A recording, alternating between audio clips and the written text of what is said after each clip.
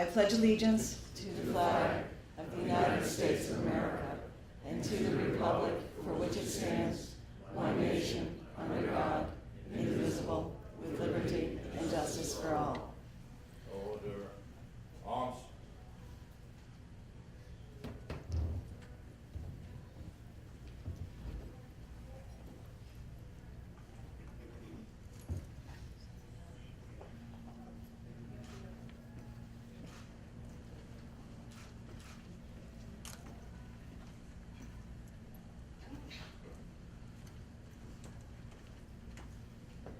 Thank you, and I want to introduce Major James Labassiere to lead us in the invocation.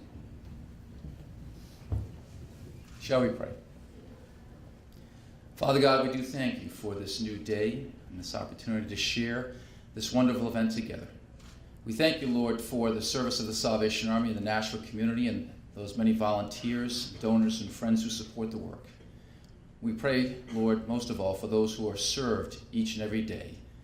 We thank you, Lord, for the opportunity to support children and teens, young adults and adults who need an extra hand of care, love, and support. We think specifically this morning of children going to camp and the blessing that is. And we pray for those children and their families.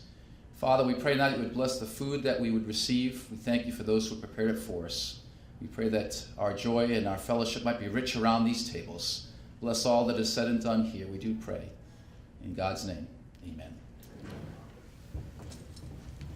Thank you. Please be seated.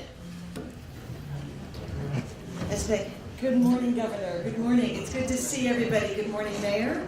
Good to have everybody with us today. To all of our friends, did I see the President of our Board of Aldermen come in earlier?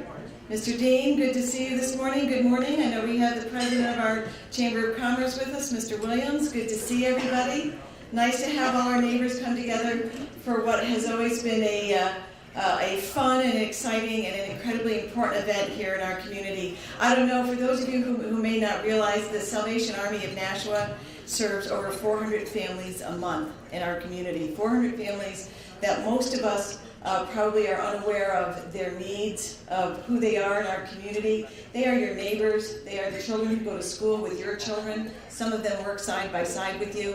And we are privileged to have people in our community, like the folks at the Salvation Army, who continue to meet the needs of our neighbors when it's necessary. I hope you will join me in giving a warm welcome and a round of applause for gratitude for Major Norma and Major David Moore, who lead the Salvation Army of Nashua every day. Thank you so much for what you do in our community.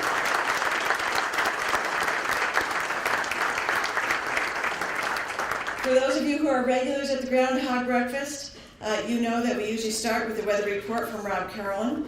Turns out the weather has kept our weatherman from being with us today. But we're very pleased to have a video weather report from him ready to go. I'm not sure who's in charge of the video today. Oh, there she is.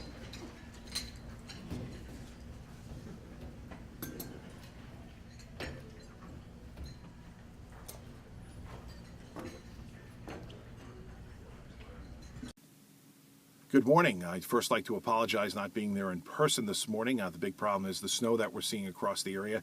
It's required that I stay here and do weather feeds for some of my clients, as opposed to have a good breakfast with all you nice people. Welcome to what we call the Weather Coffin here at Hometown Forecast Services. And this is where I spend most of my day broadcasting the radio stations all over the country.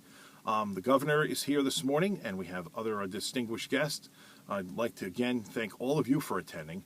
The most important part of you being here is the fact that the money you have spent to be here is going to help lots of disadvantaged people with the Salvation Army's hard work. Now, every year I spend time talking about what the Groundhog has done, what the winter has done, and I'll talk about that again this morning. I think the biggest thing that stands out to me is how active the weather pattern has been across our part of the world since last February 2nd. You think back to last winter, we had very, very cold temperatures across the area. The month of March here in Nashua was 7 degrees below normal. We stayed cold through the entire spring. In fact, we saw ice cover on the Great Lakes, the longest period of time it's ever been recorded. Ice out did not occur on Lake Superior until June 7th, and that set the stage for a colder than normal summer. As you know, we had very few days, no heat waves officially in Nashua. Temperatures were below normal, precipitation was above normal. Then we actually kind of settled things down in the fall, near normal fall. We had colder than normal weather in November. That was actually driven by a hurricane, a very strong system that became the second most powerful low-pressure system to ever affect the Aleutian Islands. That system went through Alaska, pushed colder weather down over the top of us, resulted in snow for Thanksgiving, and then we had warmer weather move in during the month of December. We lost all the snow, had a green Christmas, and here in the month of January, we've been seeing colder weather settle in across the region, and now we have an epic snowstorm earlier this week.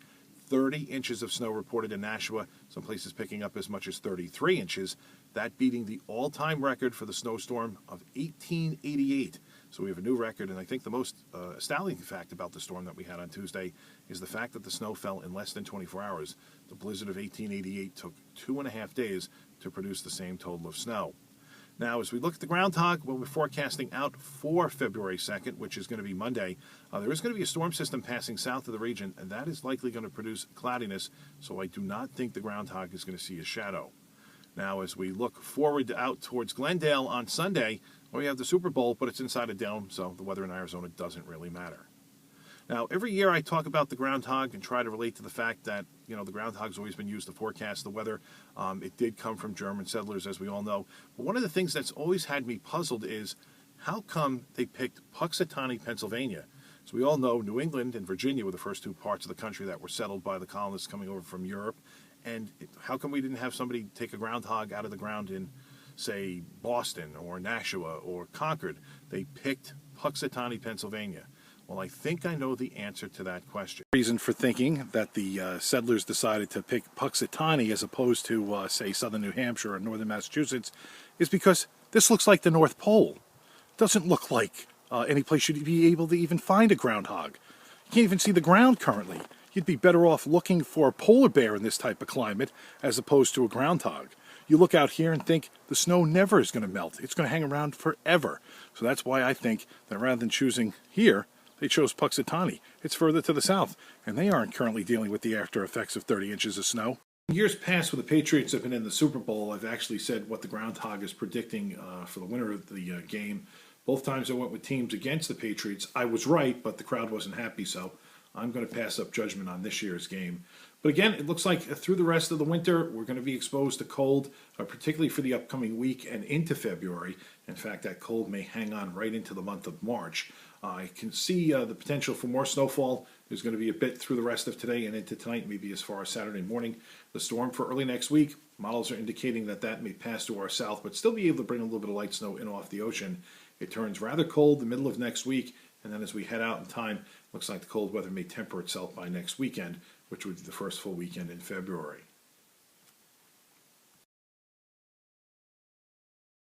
Last couple of years, I've done presentations that have always finished up with a ode to the Groundhog, and to be honest, after 10 years, it's become really, really tough to come up with any more words that rhyme with Puxatawny, Phil, the Patriots, and snow. So what I'm going to do this year is remind you and thank you again for attending the Groundhog Gathering here in Nashua. Again, your donations of time and money are so important to this cause. You'll be able to help children from across the region as well as the disadvantaged. The Salvation Army does such good work. And again, I encourage all of you to give as much as you possibly can and to support them fully. Again, I apologize for not being there in person. Mother Nature now has stepped in the second time over the last 10 years to prevent me from coming in. But hopefully by this time next year, it'll be a whole lot nicer. Have a good morning, everyone. Thank you to Rob, even though he wasn't able to join us today. It was great to have his weather forecast as part of our program. It's such a long tradition for us. Another long tradition for us is that we are joined each year at, let's start calling it the beautiful hour of 7 a.m. or earlier, by the mayor of our great city of Nashua. It's a tradition that's been going on since the beginning of the Groundhog Breakfast, and we are very pleased to have join us today, I believe in her 7th year as the mayor of our city. Can you believe it's been 7 years? She's done a wonderful job of leading our city. We're very pleased to have her support. Please give a warm welcome to Mayor Donnelly Lozo.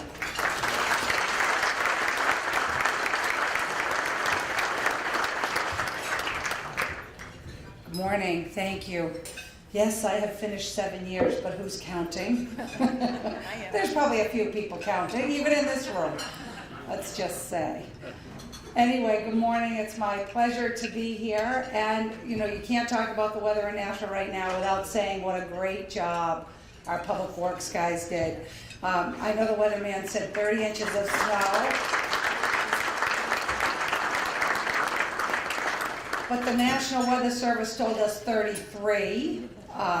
You know, we've had a lot of weather firsts since I've been the mayor. We had 300-year floods in the first year. We had the ice storm of December 2008. We had Irene. We had Snowtober. We had the Thanksgiving. I mean, it's probably time for me to go. Let's hope the weather changes. But, you know, I've been thinking about the groundhog, and every year somebody comes up with some clever thing to talk about the groundhogs and how or why they do what they do and whether they will or will not see their shadow. I think the problem is we can't count on accuracy any longer, with all due respect to our groundhogs. With all the press they get, all the paparazzi, they're bound to see their shadow with all those lights. I mean, so I don't think we can count on it anymore. So I just figure winter's a little late this year, we'll buckle down, we'll get through it. I wanted to take a minute today to congratulate Charlie Hall. Now, I knew early on that Charlie was destined for great things. Citizen of the Year is certainly one of those. Charlie and I went to elementary school together, and Charlie was the star of the school play as Julius Caesar. I was the little old lady with the cane that warned him. Apparently it should have been reversed. I didn't listen to you then, and I don't listen to you now. See, well, I was going to say something nice, but we can wrap that up. For those of you on this side of the room, what he said was he didn't listen to me then, he doesn't listen to me now. But congratulations, Charlie. All kidding aside, you know, you are a very generous, kind person in our community, and your company has always had that reputation, and I think it's terrific that you're being recognized here in the city. And then the Salvation Army. You know, you're here, you're everywhere. You work with our fire department. You know, I've been to my share of fires and seen you out there. Had my share of coffee. I'm a new coffee drinker. It's only been, this is my second year of drinking coffee. I don't think I'll get those other 53 years back ever again. Who knew? But the coffee at the fire is warm. That's good. We'll leave it at that. But, you know, the Salvation Army is here, and they do a lot for the community. One of the things that always happens today is the summer camp, as you heard the majors talk about this morning. Out to some of you, I heard, as well as the major here this morning. You know, I think all of us know in this room that for children to succeed, it really just takes a caring adult, even just one, that reaches out and shows that they're important and that they have a future and potential. And kids that go to camp, I mean, how can you not love summer camp? I mean, so hopefully we'll all be able to dig in this morning and help out. The gold coin that you got, how many of you heard about the gold coin and the kettle? Okay, there's a few nods, but it was kind of cool, a gold coin wrapped up in a dollar bill. I don't know, was it Boston where they had the engagement ring and the, you know, so, you know, what that tells me is that people are willing to really go that extra distance to recognize just how important it is to help each other. So thank you to the Salvation Army for all you do for our community. I'm glad that it was a successful year, and you know, let's see what happens next year at the Groundhog Breakfast. The one thing I know for sure is I won't be standing up here chatting with you about the weather. So have a great time, and open your hearts this morning. It's for a good cause.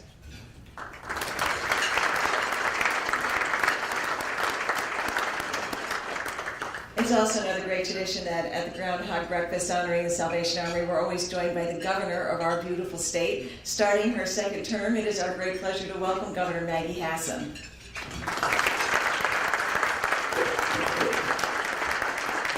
Thank you so much, Jennifer, and thank you, Majors David and Norma Moore, for everything you and the Salvation Army do. Division Commander Major Lavassiere, thank you as well for everything you do and for helping us with this breakfast. Congratulations, Charlie Hall, and to all of the award winners this morning. I'm always happy to be here with my friend Mayor Lozo, and you. We understand your decision, but you will be missed, and we will miss. Well, maybe we won't miss you here next year. Maybe you can come back. To Chris Williams, who is where? Thank you, Chris, for being here and for everything you do to represent Nashua's business community, the greater Nashua business community throughout the state.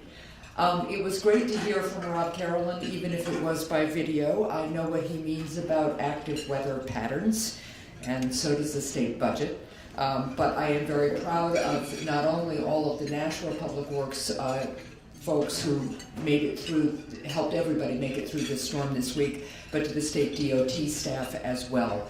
And so whatever the weather throws our way here in New Hampshire, we're going to do just fine with it.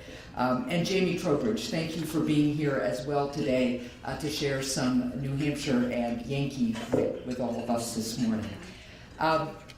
I am really honored to be here this morning to take a moment with all of you to recognize the important work that the Salvation Army does, but in particular, the all-hands-on-deck spirit that makes New Hampshire what it is. We all recognize the importance of giving back to our communities. We all recognize that when we pitch in and care for each other, we get stronger. And the impact of the Salvation Army's programs, the ones especially that we are working to support this morning, but all of the Salvation Army's programs is incredibly important to our communities and to our state. The Emergency Disaster Services Team, which assists first responders, providing aid to victims, is incredibly important, especially at these times of great challenge for individuals and families when a disaster hits. Their assistance for families during the holidays is also an incredibly important way for every Granite Stater to know that they are recognized and cared for. And this is a special Granite State tradition, this breakfast, and particularly special because of the funds that it raises, $400,000 over the last 14 years to help kids get to summer camp. Whether it is Camp Rock Solid or Camp Sebago. In fact, more than 80 children will go to summer camp this year, in part because of all of the support you all will provide this morning. So I thank you for being here to do that. As the mayor noted, kids just need to know that they've got a grown-up with them. My mom taught history in my high school, and she always said to me, kids just need to know that there's an adult in their corner somewhere. And I'm looking around at table after table of adults who are standing up with our kids.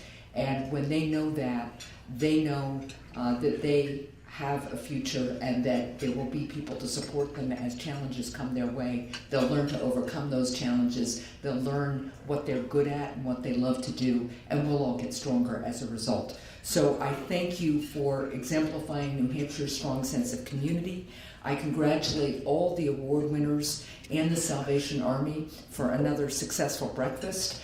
I have to tell you, I have to leave right after these remarks, which is not my usual practice at this breakfast, but it is budget time. So I am going back to the State House to work on the budget, which I'll present in a couple of weeks. But please know how grateful I am for everything you do to strengthen our communities, our families, and our state. When we include everybody and when we focus on the fact that in a democracy every single person counts, we get so much stronger. And that's what you all are about, and I'm very, very grateful. Thank you.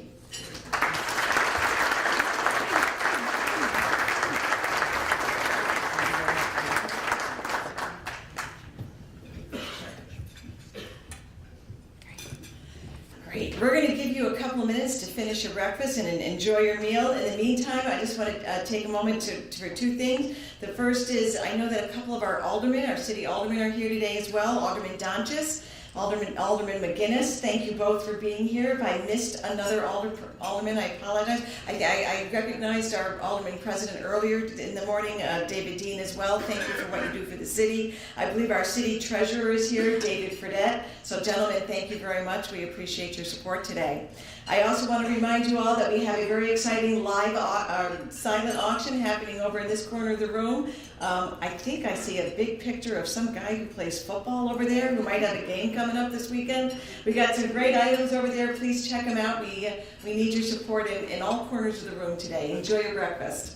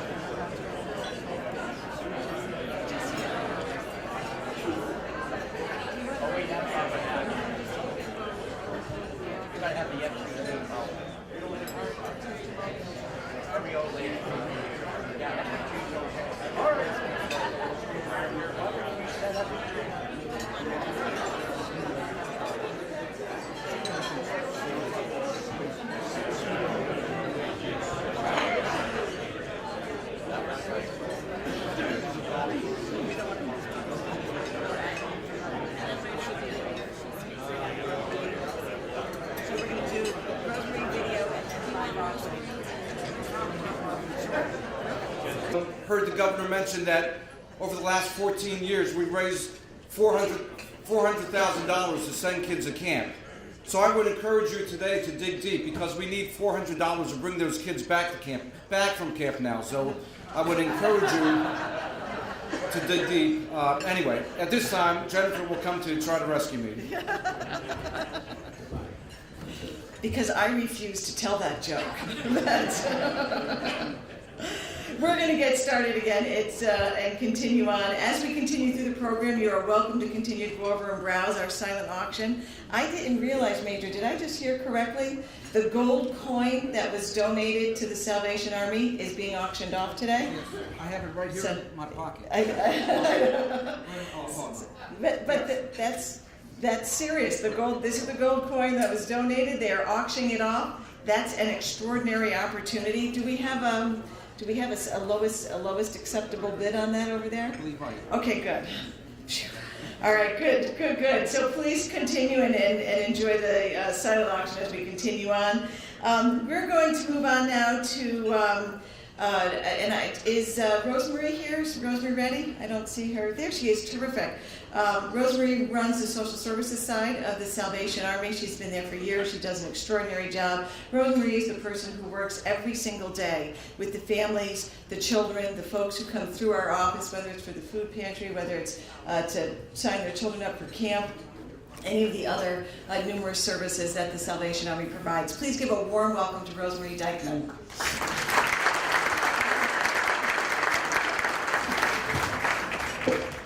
Good morning. It's really wonderful to see you all here, especially so early in the morning, so we thank you.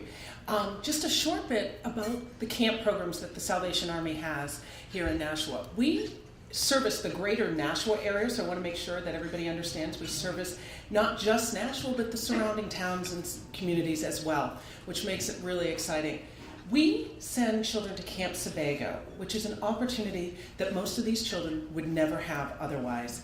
And I just want to share a moment with you of one of the families that I have worked with as in the social services department who has also had the opportunity to send their children to camp. This family has 3 children. Their children are elementary school age when the children went the first time, and the parents, when I was sharing with them about this opportunity, the mother was like, I don't know, they've never spent a night away. I don't know if they can do it. I said, you know what? You have not met the people at the Salvation Army camp, at Camp Sebago. The staff there is so warm, so kind. They will be there for your child. I said, give your child the opportunity. And then she said, I can't afford it. I can't afford overnight camp. And I said, that's okay. We can work with you. We will give you the opportunity. Her 3 children were able to attend Camp Sebago. She was a nervous woman on the morning of the camp. We met outside. We had all the children gathered, and they're all excited, and she was a little nervous. And one of her children actually, you could see hanging back. And the mom said, it's okay. after the children left with the van, the mom and I chatted for a minute. I said, "You're going to be okay." I said, "You can call me. You can call me anytime. I'm available. Don't worry." And I said, "If the camp calls, don't worry, we will call you." I said, "But I have never, in all the years that I've been with the Salvation Army, and it's about 11 now, ever had a camp call us to say a child can't make it. They're just too unhappy." Those children got off the van a week later, so excited, and the first words were, "Can I go back?"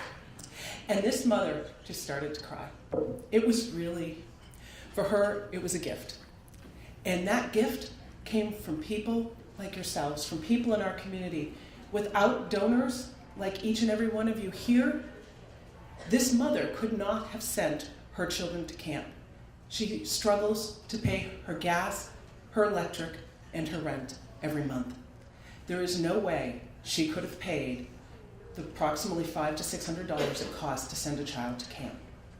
And times that by 3, there is no way she could have done that. And it is thanks to people like you, people in the greater Nashua community, that this opportunity was available to her children. And she still talks about it, by the way, because I do see some of my clients. And for her, her children are a little older now, but they still were truly blessed by that experience. And that's just one of the families. We send children every year. Every single year these kids go off, and we have 3 different weeks they go to Camp Sebago. But we also have Camp Rock Solid, and I don't want to forget to mention that because that is a program that is so needed for our working families.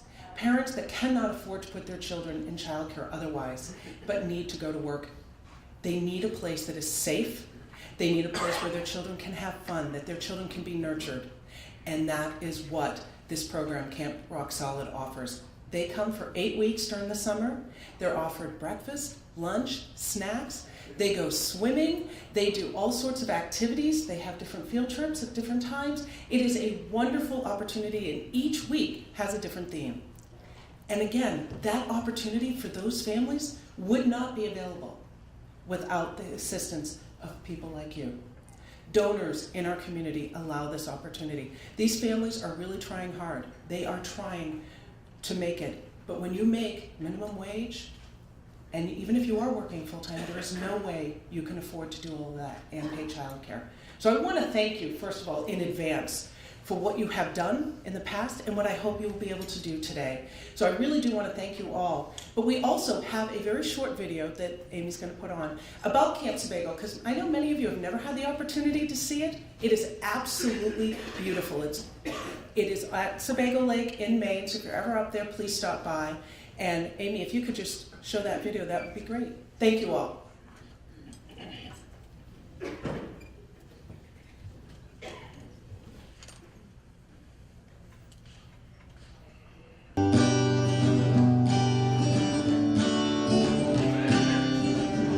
About 3 years ago, me and my cousin Emily started coming together, and we really liked it, and everyone was just so nice, and we were all like, it was like a family there. And it's a great place where they can get out of the city, get away from just what's going on around here for a while, but also be surrounded by other kids their age. It's not a real large place where they can get lost, and it's a nice, comfortable place where they can come and they can feel that one-on-one contact also. Somebody's taking care of them, somebody's communicating with them. It's a place where they can feel that somebody cares about them. They just have a great experience. And basically every kid that comes back says they have a great time. Many of them say, "Can I go again? Can I go again?" What I enjoy the most about the Salvation Army is like all the activities and how nice people are. Many of the kids that come to the after-school program, summer day camp and so on, they've been coming for many years. The parents feel comfortable sending them. Kids really enjoy coming, so we feel that it's a very good service to the community. Camp definitely helped me become the person I am today. And again, many of them just go year after year because they have such a great time. It's awesome. I love it.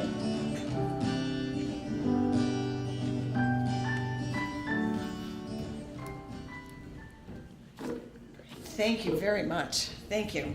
Before we get started this, I want to take an opportunity to just thank a few more people who are in the room and play such an important role in what we're doing as we try to send these kids to camp every year. Some of these folks are generous to the Salvation Army year after year after year, and they all deserve a big round of applause. Let me get through the list though. We've got Triangle Credit Union, our top sponsor every single year, BAE Systems, Nashua Community College, J. Lawrence Hall, been very generous to us, the American Medical Response, St. Joseph's Hospital, Mass Mutual, Lowell 5, Enterprise Bank, Wright Networks, Ed Stebbins, always a table sponsor for us, Firefighter Local 789, the Nashua Telegraph, Nashua Lumber, we've got our EDS table, the Rotary Club of Nashua, and Digital Credit Union. Thank you all so much for your generosity to the Salvation Army.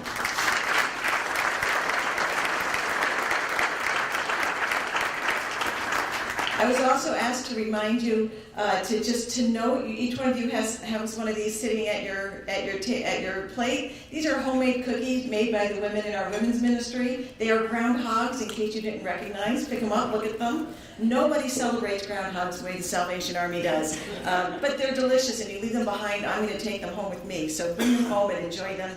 And we're going to get started now on our live auction, all about extending the generosity of our community to these young children. In addition to everything that you've heard, what I am most struck by when we talk about sending these kids to camp is that you think about the struggle that so many of these families live with every day. And it's not that there's something traumatic happening every day, but the financial strain and the way that impacts a family day after day after day. And what camp does is allows these children the opportunity to go out and run free, to be joyous with their friends, to have fun, to laugh, to swim, to enjoy the carefree nature of childhood that we all remember from our younger days. And it's an opportunity that no child should be denied, not to mention, as Rosemarie just talked about so eloquently, the need that so many families in our community have to have a safe place for their children to be. There are still so many young children who are left home alone because their parents need to be somewhere else in order to take care of the family. Camp Rock Solid is an opportunity for those children to be safe, to be carefree, to embrace the joys of childhood, and without your generosity, it doesn't happen. We really do have a line that we draw after which we just are not able to provide this for the young people in our community if we don't have the financial resources to do it. So that's what this part of the program is all about. It's what we call our live auction. It's a fund to need auction, and there's a great opportunity for every single person in this room to be able to be part of sending these children to camp. Do we have our folks ready to take names, or do we have envelopes this year? We're all set to go. Here's how we're going to do it. We've got 3 levels of giving. I'm going to start at the top level and work my way down. If you are able to give at the level that we're calling for, we're just going to ask you to raise your program high in the air and keep it in the air until one of our volunteers gets to you. We're going to give you lots of time. There's no rush. We have all the time in the world. It's early. That's why we start as early as we do. And we're going to get started. I think Rosemarie may have mentioned it's $90 a week for camp, so we're going to have giving levels at 3 different levels. That's going to start at $100 and work their way up. I'm going to start at the top and work my way down because I know there are folks in this room who are eager to be part of this very important mission that the Salvation Army has. Terrific. Folks, thank you so much. It's going to be a great summer in the city of Nashua, thanks in large part to your generosity here this morning in the cold and the snow. It's been great having you, and I know that the snowstorms, Mayor, probably provide a lot of stress for you. You're worried about clearing the streets and everything else. Am I the only one who is so excited that Nashua won the snowfall in this last one? 33 inches of snow in Nashua. We're number 1. I love it. Thank you so much. Thank you for your generosity today. We're going to move on, and it's my pleasure to introduce to you, if he promises not to tell any more jokes about raising $400,000 to bring the children home, I'm going to introduce to you Major David Moore to present our awards this morning. And please, the power behind the power couple, Major Norma Moore. We're going to start with our Angel Tree Award.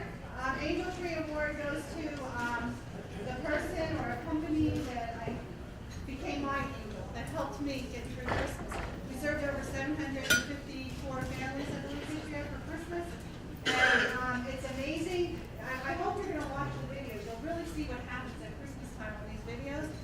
an amazing, the Salvation Army turns into Santa's Village on Christmas, right? Sally can see her. And we have a company that's been helping us for several years now. And so I'm going to call up Fidelity Investments. If they would come up, Fidelity Investments, at my table, come on up.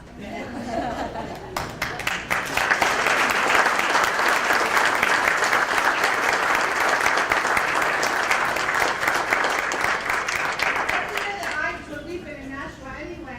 They send out teams. The 1 week where we're getting ready for Christmas, they would send out 2 teams of 5 members for the whole day, for a whole week. I have Fidelity coming to help me sort all those angel gifts that we donate.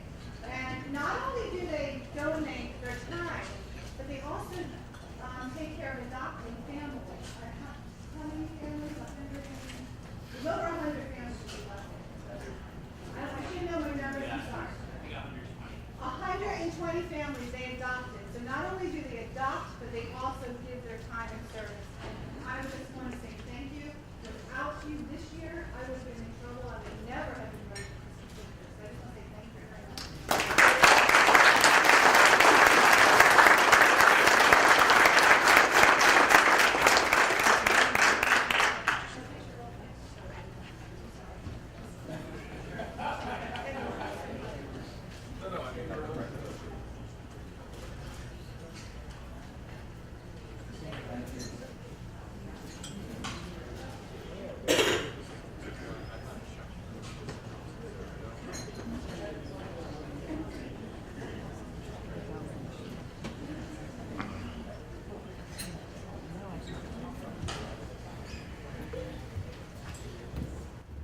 The next award, or 2 awards, are Community Award. Again, folks or individuals or companies that step forward and help us out at Christmas time or throughout the year. And this year we wanted to recognize the Pheasant Lane Mall and also Merrimack outlets. Again, they both stepped up this year. They had angel trees where they passed out the angels. They allowed us to do kettles there. They very generous in supporting us at Christmas time. So this time we want to recognize Pheasant Lane Mall and Merrimack outlets. Do we have this morning come forward?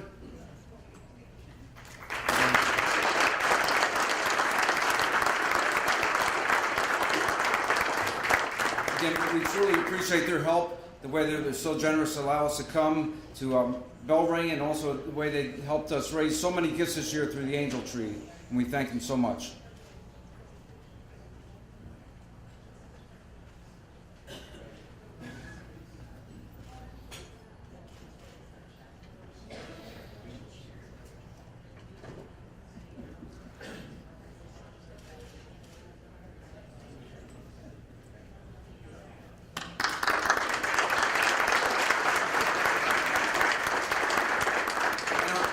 Next award is our Bell Ringer Award. We have, again, many individuals, many groups that go out and ring bells for us, not during 33 inches of snow, but they do go out in a cold, sometimes in the snow in December.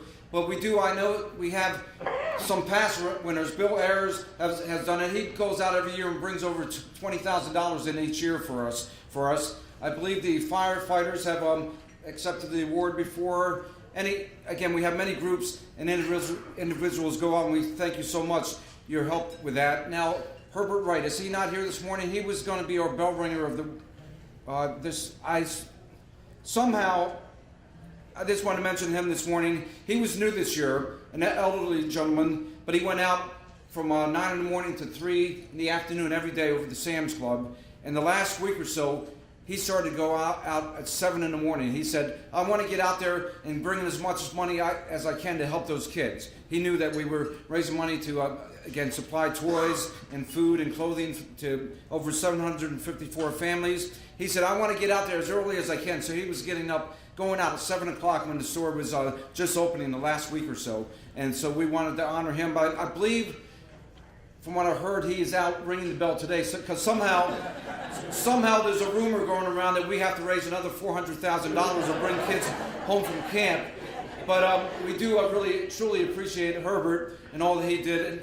has done, and all those that go out and raise money for us through the kettles. And now, moving on to our last award, Citizen of the Year.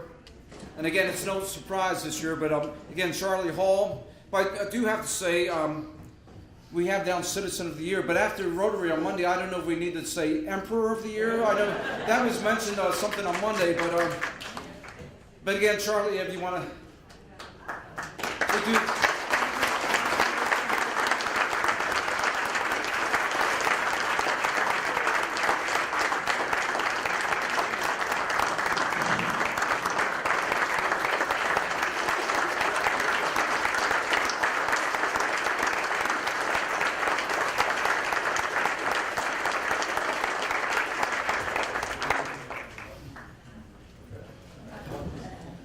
And before Charlie has something to say, you have a few remarks, Charlie? Yeah, before this, I want to say, are there any past winners of the award? I know Bernie's here, Tom, Jody, past winners of the award. Besides, again, we thank all those for coming again today. And I know Charlie's been very involved. He's a past president of Rotary. He has supported the Salvation Army the last many years, again, sending kids to camp, helping us with our 5K run, helping us with our Groundhog breakfast. He's been a very big supporter of the Salvation Army, and I know he's very involved in the community. So again, we, not only from the Salvation Army, but from the community, we thank you for all that you do, and we want to just, again, honor you as our Citizen of the Year.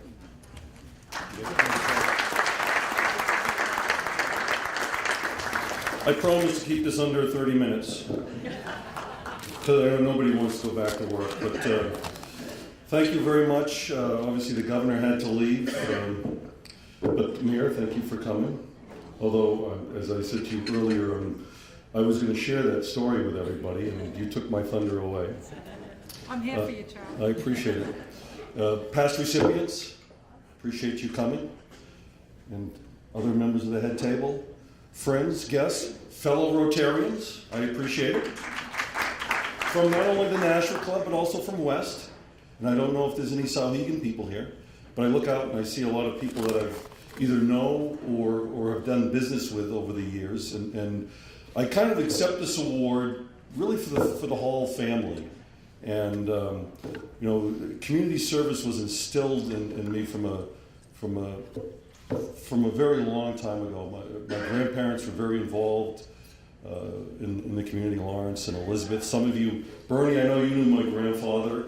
I don't know if there's anybody else out here that he passed away in '83, but he was a great guy and did a lot of great things. And he in particular did a lot of things behind the scenes. And there's things that he did that we knew about that nobody else knew about. And my father's kind of the same way, Phil Hall, if some of you know him. But so it's really been instilled from the early days. I do have a quick story that my grandfather told me, and my grandmother passed away in '79, my grandfather passed away in '83, and I still remember them as if it was yesterday.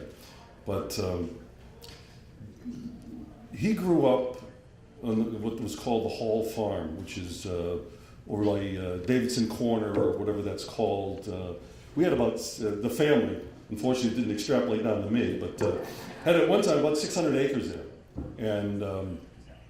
And he had a brother, Irving, and when they were kids, their job at the farm was to go around, close your ears, go around and kill the groundhogs and the woodchucks. So he told me one story that what would happen is one of them would, they'd chase after the things, they'd throw their hand in the hole and pull them up by the tail, and the other kid would smack it with a whatever. It's just things that, this is back in the early days, he was born in '05. Well, one time he did that, he comes up, pulls up, he's got a skunk by the tail. So, but it's a great honor. The Salvation Army does some great things, and it's $400,000. I think we're probably about halfway there now. And I think we're going to stay until we raise the money. So I'm gonna wrap up now, but thank you all for coming. Thank you for supporting the Salvation Army. And you know, the Nashua community is such a great and easy community to support. And you know, we have a great mayor and great board of aldermen. Of course, sometimes the mayor may disagree with that. I didn't say that. No, she didn't say that. I'm saying that. But we have a great community.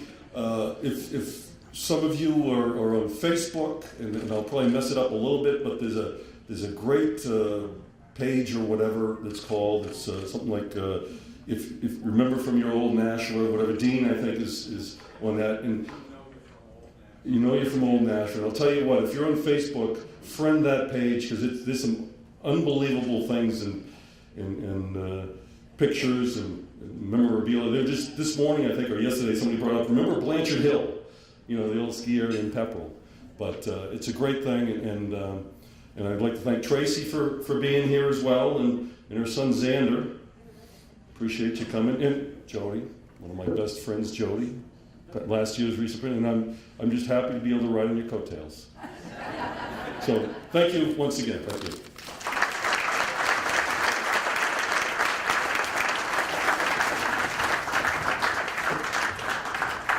You know, it's actually very typical, Charlie, to stand up here and say he's with such humility that he accepts us on behalf of his family and share the stories of his childhood. That award goes to Charlie. Charlie has earned it. In my experience at the Salvation Army, more than once, we have had a need where we have called Charlie, and it's Charlie who says, yes, we'll do it, we'll paint, we'll write the check, well, whatever you need. Charlie, thank you so much for everything that you do for the Salvation Army. Thank you.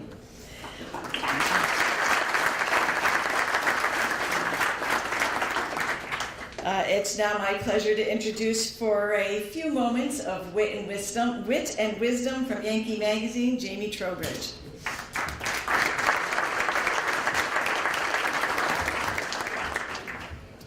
Thanks, Jennifer, and good morning. I'm always pleased to be here in support of the Salvation Army, and congratulations to all the award winners.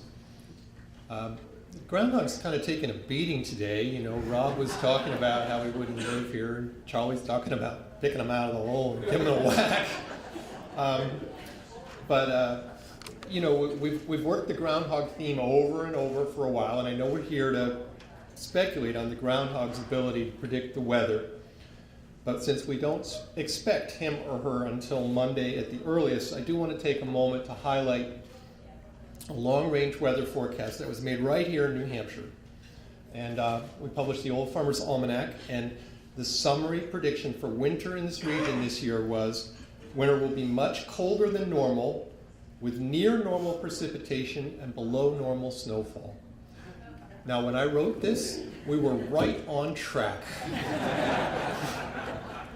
We were just doing great. Yeah, well, I don't know, actually. 33 inches is going to add up in terms of the count. But I do want to let you in on a little secret about long-range weather predictions. Long-range ones, not the kind of ones Rob makes, not the ones you watch on MUR. With a long-range weather forecast, everyone likes it when you get it right, and no one really cares if you're wrong. So whenever anyone asks me how our forecasts are, I don't even actually go back and look at them. I give them the same response. We nailed it. Now, of course, it's small comfort to know that we were right about how freezing cold January was, and I think many of our staff would have preferred it if we'd been wrong. Rachel Kipka, who works in our production department in Dublin, when she moved here from Arizona, she told me, and I think she was completely serious, that she looked at the license plates and she thought our motto for the state was live, freeze, or die.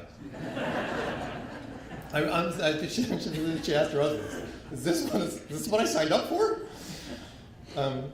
Well, if you've been coming to this event for many years as I have, and I know many familiar faces here, you've heard me say before that if live, free, or die weren't such a good motto for the state, there's so many other good options we could have here in New Hampshire. And in this way, New Hampshire stands in stark contrast with other states that have such incredibly lame mottos. Who could believe that Texas's state motto is friendship? Texas and friendship, not a good fit. Maryland's motto is manly deeds, womanly words. Talk about politically incorrect. And New Mexico's is it grows as it goes. What does that mean? What's more, I think New Hampshire is the only state with a state motto that is good enough to put it on a license plate. And we put our motto on our license plates, and the other states think up fancy slogans. But I just want you to bear with me here. What if we didn't have live free or die? How about it might come in handy? Until recently, that would have been my favorite alternative. It captures the resourceful spirit of New Hampshire residents, but there is a dark side. You've all seen that house with a dead fish on the porch and 4 cars up on blocks in the driveway. There's another suggestion. What about, if it ain't broke, don't fix it? That expression reflects our appreciation for tradition and the old ways. Since you couldn't get it all on a license plate, we could put, if it ain't broke, on some of the plates, and then the other half, don't fix it. I've got some other ideas, maybe not as strong. We could put live bait on the license plate. It would save every store in all our little towns from putting a sign in their windows. In Marlboro, there's a hairdresser with a live bait sign. And if we wanted to promote our heritage as a hunting culture, we could take a cue from that popular bumper sticker and go with, if it's brown, it's down. That would fit on a plate, I think. But lately, I've got a new idea for a phrase that sums up New Hampshire perfectly. Are you ready? New Hampshire is perfectly good. Now, I know what you're thinking. Perfectly good in New England does not mean perfectly good. When my wife Laura asked me, when are you going to throw away that grungy old fleece you wear all fall? And I respond that it's perfectly good. I am not saying it is the best fleece out there. I'm saying it's adequate for my purposes. 2, even a little worn, but I like it. And I'm certainly not prepared to replace it. Now, I just want to think about all the positives in there. Ones that can reflect and express our love for the state of New Hampshire. When we say something's perfectly good, we're saying it's more than adequate. We're saying that we're satisfied with it. And it's my sense that when someone in New Hampshire says they're satisfied, that's a compliment.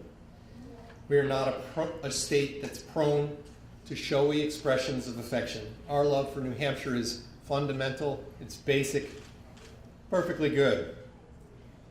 As for liking things that are a little worn, that rings true for me for New Hampshire as well.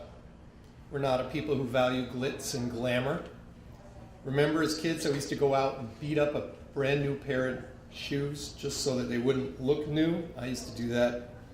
Same with New Hampshire. We like things that are a little rough around the edges. When we do a story in New Hampshire Home Magazine about new homes, we get the greatest response from readers when we feature new homes that look like they've been around for a century, except without the sagging roof lines.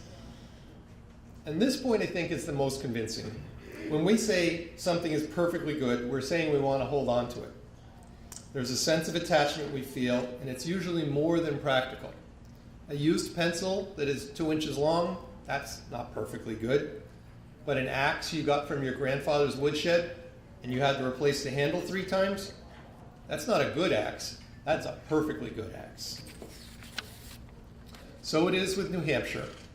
Regardless of what happens, most of us feel a strong sense of attachment to the state. It's that attachment that keeps us here, even through a freezing cold January, when on the face of it, we should all be calling realtors in Arizona. It's the same attachment that has us maintaining the old man of the mountain as our symbol, 10 years after he fell into Franconian Notch. It might be surprising to others not from here, but no one in New Hampshire would even think of turning their back on the old man. He's a perfectly good symbol. Now, I'm not trying to replace Live Free or Die. We're attached to that too. But I am beginning a campaign to redeem the phrase perfectly good. You know, if you think literally about the phrase, something that's perfectly good is much more than good. It's perfectly good. So you can tell I'm still working on this, but my talk this morning is the opening salvo in my campaign to redeem the phrase, and you can say you heard it here first. And since I'm not going to mess with their license plates, I'm taking the campaign to the next best piece of promotional real estate, which is the bumpers of the cars of the dignitaries at the head table.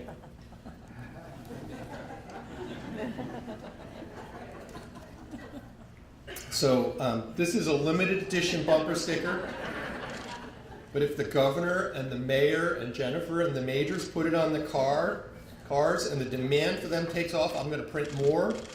And I have about 50 of them out there on the table. These are highly limited edition bumper stickers. And if you put them on your car, who knows what will happen. So say it loud and say it proud. New Hampshire is perfectly good.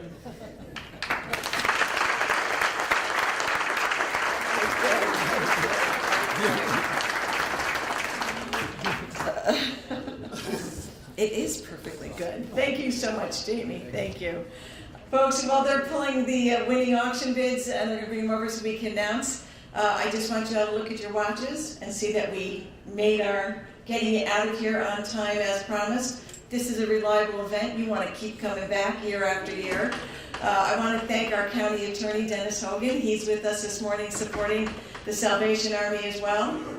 We so appreciate when folks take the time out of their busy day. I see the head honcho from the YMCA is with us. Michael Chance is with us this morning. Always good to have our community come together and support the efforts of great organizations like the Salvation Army. And that's me filling time. I need somebody to run with the auction bids up to the front table. Okay, terrific. I'm going to go through these fairly quickly. Listen for your name. You'll be able to pay out front for your item and then come over and pick it up to the side. Julian Edelman, football and photo. Chuck Mattia. Chuck, are you here today? Where is he? Oh, hey, Chuck. Thanks for coming out. Terrific. Chuck is here. He gets his photo. Edelman Brady Gronk photo. Gary, I'm sorry, Gary, I can't read your last name, but Gary. Yes, thank you. Gary gets the photo. Rob Gronkowski photo. Tom Shaughnessy. Tom Brady game face photo. That's the good one. Gary, you got that one too. Great. Gary gets a couple of them. Harley Davidson helmet and jacket. Is it Sienna Hill? Is it terrific? Really, you're a Harley person, huh? Interesting. Good. Enjoy that. The best Ford car detailing goes to Christina Brissett. 2 New England Resort passports goes to Carol Powis.